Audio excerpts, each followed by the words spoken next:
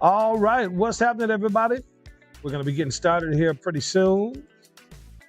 Go ahead and tell your friends and your family and tell everybody the Temple is live. Temple Talk's about to start here shortly. Want to thank everybody for supporting this brand new podcast. Those of you that are donating Cash App and sending in Venmos, we appreciate that. Any support you give, we thank you for that. Live stream is going to start here shortly.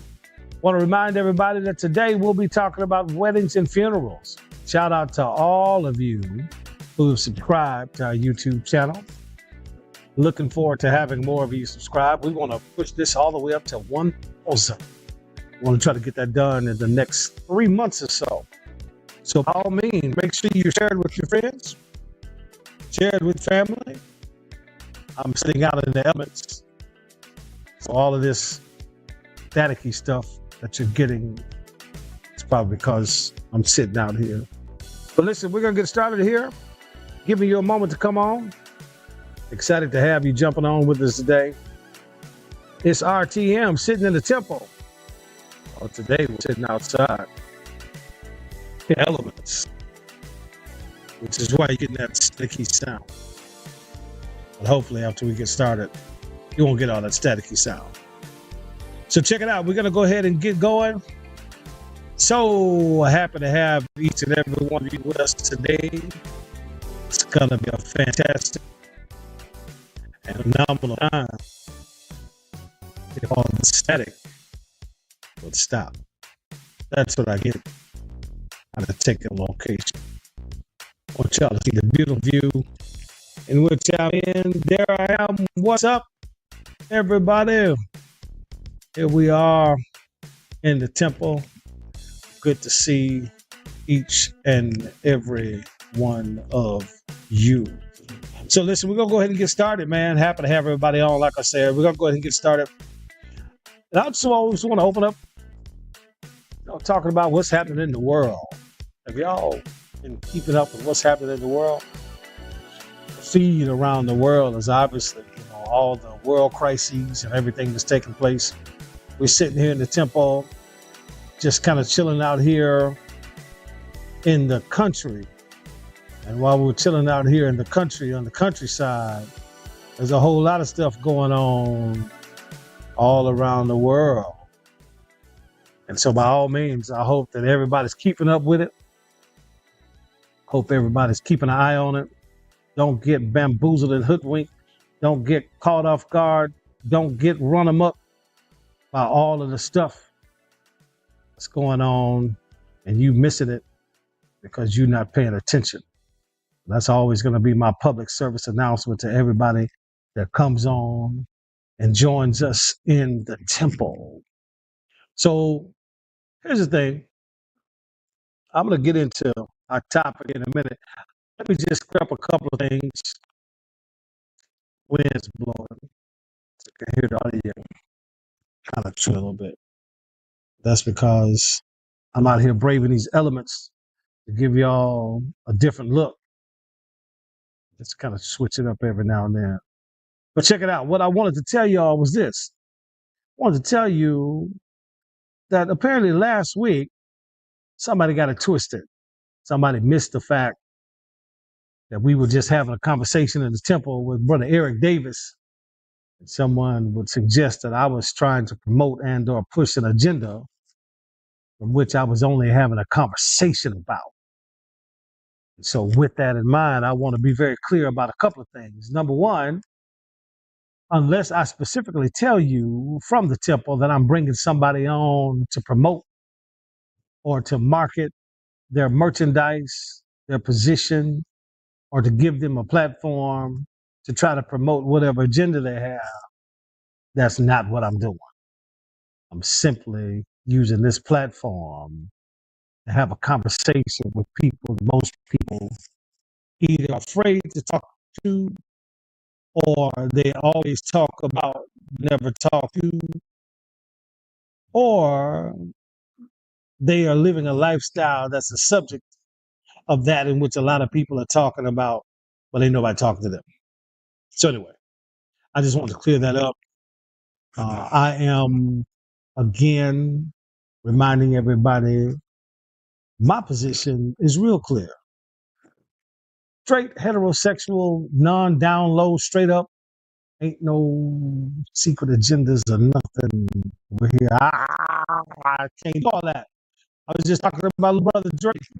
He just came back from full exam, and he said he screamed like a little girl. I understand that. I mean, there's just certain things I don't understand. I won't get into all that. But nonetheless, I wanted to clear that up from last time. Y'all, this is my podcast. We're in the temple. This is Temple Talk. This is where I talk about any and every subject that comes up, any hot topic that comes up.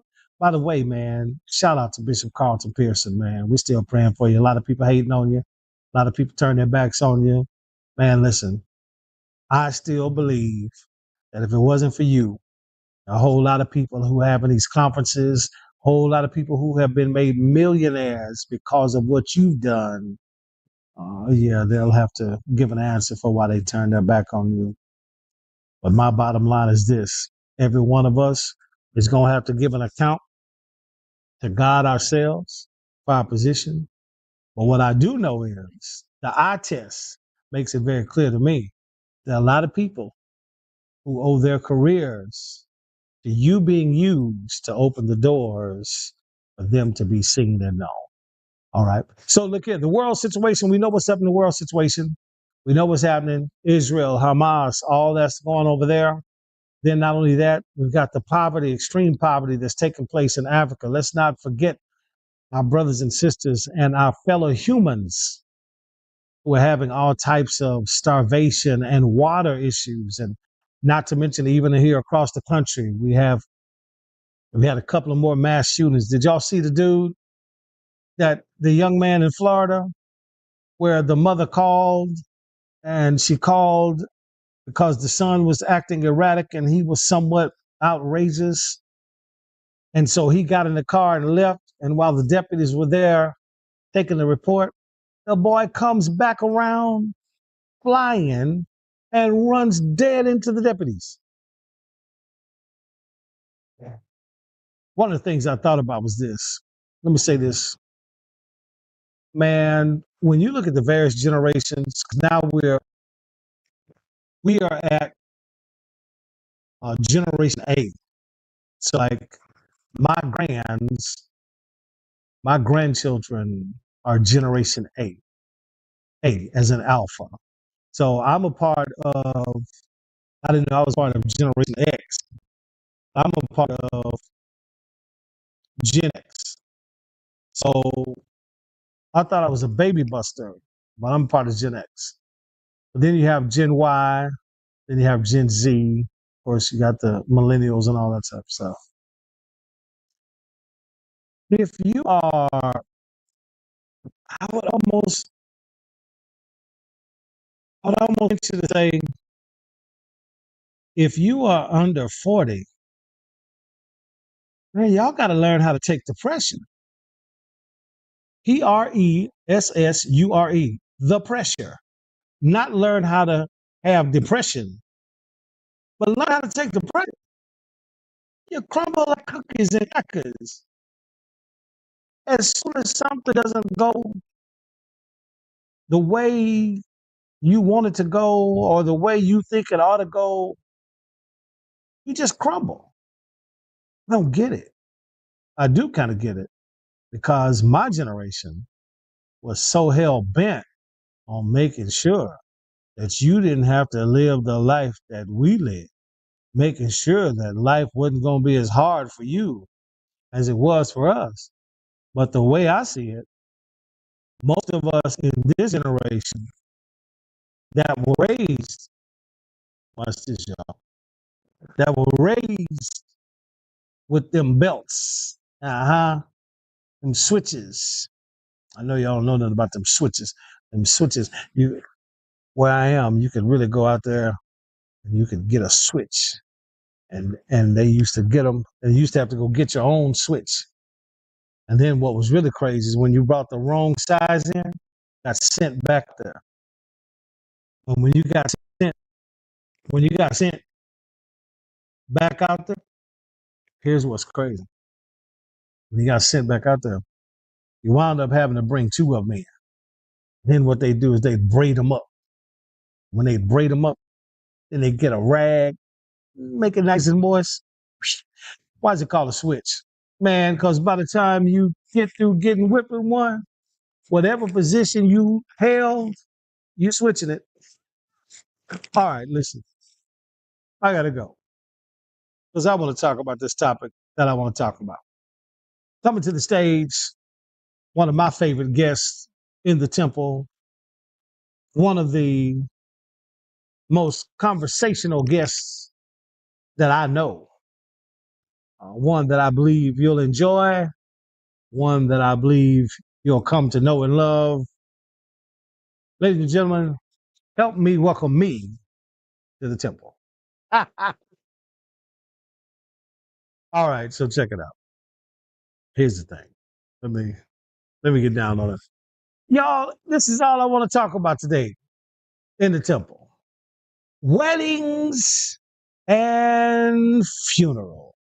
Weddings and funerals. That's what we're going to talk about today in the temple. Well, I've done a little research on this, and of course, being involved as an officiant, for now, 37, almost 38 years, got to thinking about a couple of things. Of course, I have family members that are in funeral business. I have family members that are in the wedding coordinating business. Of course, I serve in both sides as, the good reverend. And, it's always about being the good reverend. And people want you to come and form a service. But this is my podcast, and I'm going to talk about what I want to talk about. Let me tell you what I want to talk about. I want to talk about weddings and funerals. Let me tell you why. The average wedding in America, in North America, and we're in the Google age, so you can Google it if you need to. The average wedding in North America is approximately $30,000. Average wedding coordinator, my sister is one. I have a cousin, Venetia Ann, she's one. I've got other cousins that are makeup artists and all that kind of stuff. The average wedding coordinator, about 1,500, I think, to 2,500, right? I started thinking about this. The wedding, $30,000 on average. Hotel, uh, obviously cake, uh, clothing, coordination, musicians, singers, all kinds of things. I mean, y'all know. Y'all know everything's involved in it. That's the wedding side. Average funeral cost with burial, anywhere between 7,500 is kind of low, but I'm telling you, I mean, you can pull it off. If you're basic with it, you can pull off a next memorial, with the burial, 7,500. Really, it's going to run about 10, 15,000. I mean, that's if you're going to have like a church service or a real full blown memorial service, right? Y'all, I got to thinking. Do you know the person that is perpetually, let me slow down because the wind is blowing. I want y'all to hear me.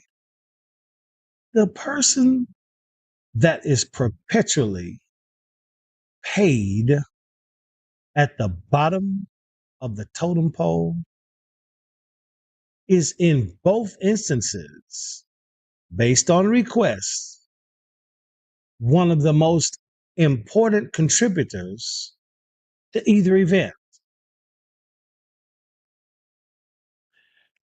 You know,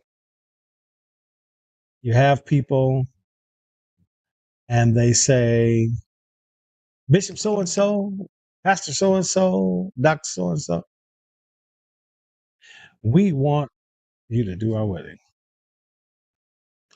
It's an honor and a privilege that people would even think of you to have you be a part of such a wonderful time in their lives.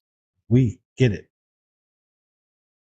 It's an honor and privilege to have someone consider you as you're walking your loved one the last mile, the last mile of the way of their life. It's an honor and privilege to be thought of and to be considered. I get it. What I don't get is that there is no hesitation nor reservation when you have to pick out the cakes, the little horse and carriages, the venue, band, the musicians, the coordinators on the wedding side, or when you have to have the unfortunate event of picking out the beer or the casket, finding or securing a venue, and everyone else that's participating on the program. Y'all, the problem I have, and see, a lot of guys, they'll never say it. They can't say it. I'm not sure.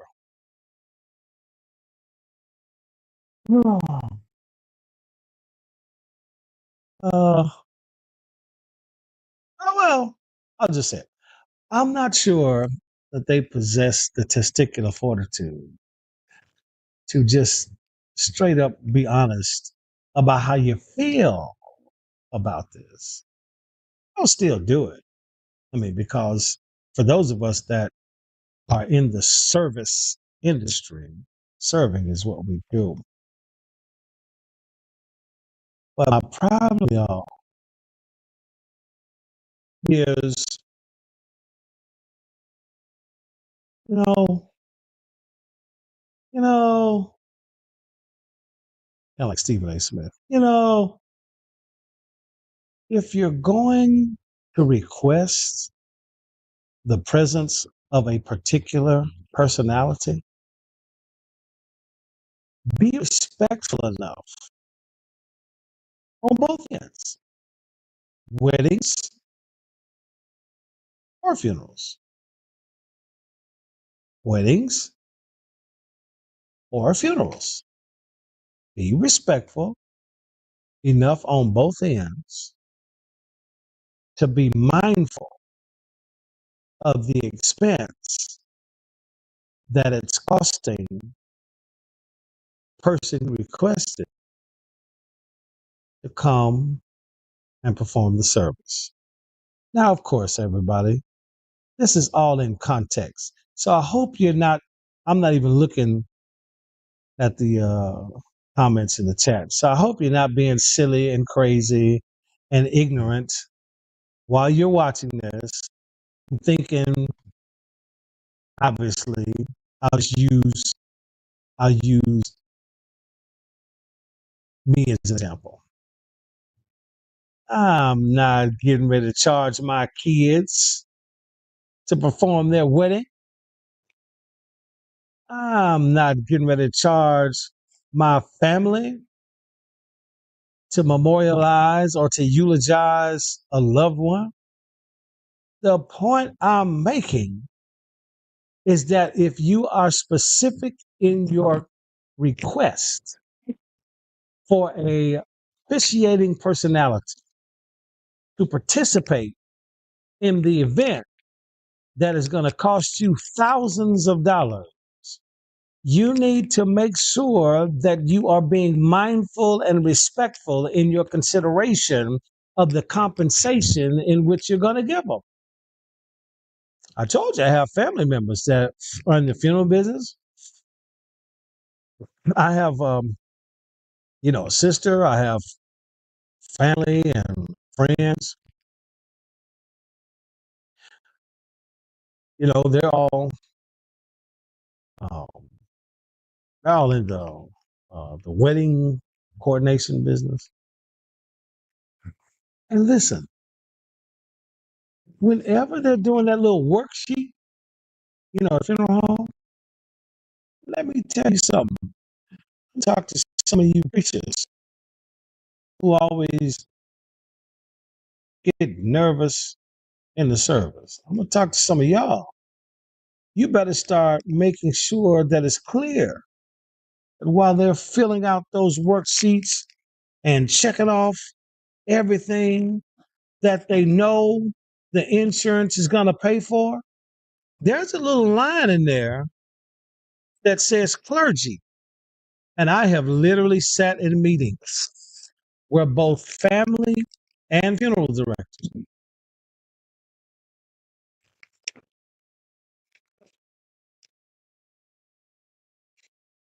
I have sat in meetings where both family and funeral directors, they're okay with 15,000 for the casket, 500 for the musician, uh, 750 to open it up, 750 to close, 1,900 to dig the grave, and all that type of stuff.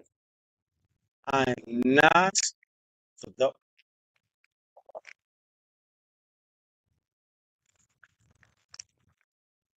because see, this is where one of y'all will take one of my sound bites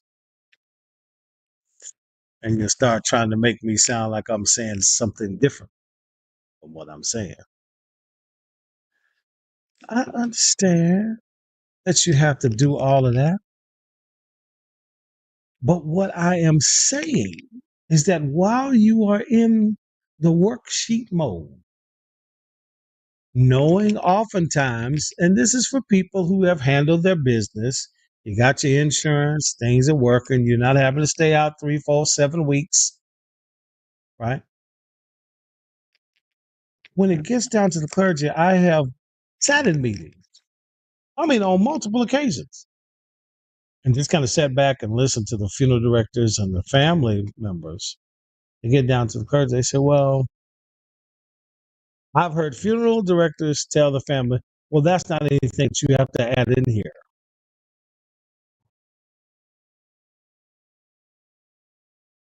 No. And I've also heard funeral directors help the family understand that this worksheet is what we're going to present as your workup and the cost for your funeral to the insurance company. And that same clergy line is still in there. And I've heard funeral directors tell them, you don't have to worry about the clergy. And then I've heard family members say, well, no, don't fill anything out right there. We'll take care of them. And then you show up. I'm talking about after you have requested this person. I'm not talking about somebody. Listen, I'm not talking about a pastor and members of his church. I'm not talking about a pastor, and family members of his church. I'm talking about this community service. Listen, let me tell you something about community service. I tell people all the time, ministry is free, but services have a fee. Yeah. What was y'all can't oh no, y'all can't see. I have an SUV. An SUV.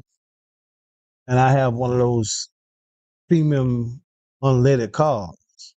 They put mid-grade regular in.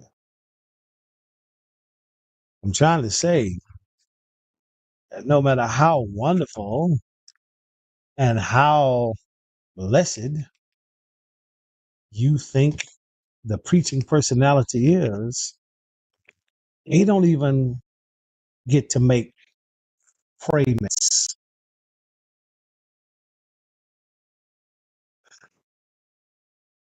Let me say it because I think yeah, I think my mic is messing up. Let me say it again. I don't care how blessed you think the preaching personality is. Let me get closer. They don't get to make payments. Guess what? They have to make payments. And nobody can afford to keep having a diminishing return thinking that they are going to survive fiscally and remain not even profitable, just sustainable. So, two the greatest times of emotion that people have, the height of ecstatic bliss, as two come together to exchange covenantal vows in a nuptial ceremony. They want God to be a part of it. They don't want a justice of a peace. They want a licensed and ordained preacher. Want him to come and bless this union. Now you paying everybody to come and serve the appetizers. But then you want to side eye the entree. I know you don't like me. That's cool. That's why it's my podcast. Other thing is this. That's at the height of emotional ecstasy when people are exchanging covenantal vows in a nuptial ceremony. But then also at the lowest time of emotional heartbreak. I get it. But you want little Ray Ray and Pete Pete. You really want somebody to preach them into heaven. And the truth of the matter is, if you haven't lived accordingly,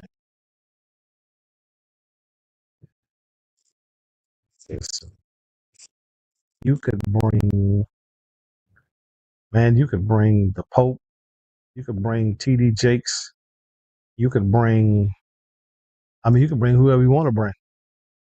Bottom line is, if they haven't lived accordingly, there's nothing a preacher can do. But the point I'm trying to make is that you want all of this to happen, and you specifically have personality in mind. I'm simply saying, ladies and gentlemen, let me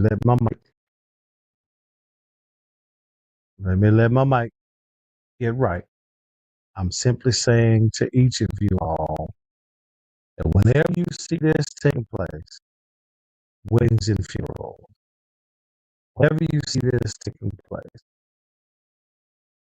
and when you have someone specific in mind that you want to be a part of either the height of this emotional experience or someone to be a part of possibly one of the most devastating emotional experiences, I'm simply saying, by all means, be mindful of the contributions of the persons in whom you are requesting to perform the greatest act in both instances.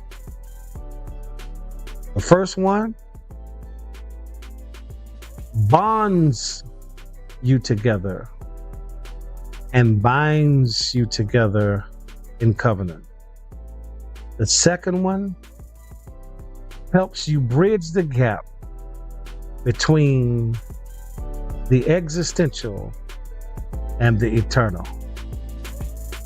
So, ladies and gentlemen, I'm simply saying, when it comes to weddings and funerals, don't leave the God factor out and be respectful to the compensation for the one in whom God allows you to incorporate in either of the affairs.